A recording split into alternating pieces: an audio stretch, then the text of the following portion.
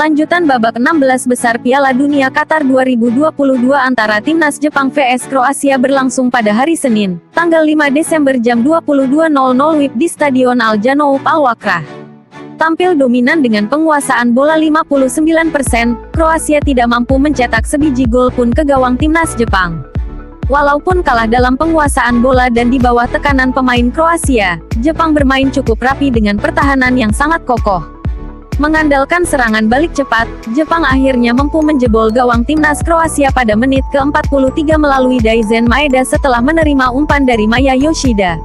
Beberapa menit kemudian wasit meniup peluit pertanda berakhirnya babak pertama, Jepang unggul sementara dengan skor 1-0. Di babak kedua, Kroasia kembali menekan pertahanan Timnas Jepang. Baru berjalan 10 menit, Kroasia berhasil menyamakan kedudukan menjadi 1-1 melalui sundulan Ivan Perisic setelah menerima umpan Dejan Lovren pada menit ke-55. Skor imbang 1-1 bertahan hingga peluit akhir babak kedua dibunyikan. Di babak tambahan waktu jual beli serangan pun tak terelakkan. Jepang dan Kroasia sama-sama menerapkan permainan dengan tempo yang sangat cepat. Hal ini terbukti menghasilkan beberapa peluang di kedua kesebelasan, namun gagal berbuah gol. Pertandingan dilanjutkan dengan adu penalti. Kroasia akhirnya berhasil melaju ke babak perempat final setelah 3 pemain Jepang gagal mengeksekusi penalti.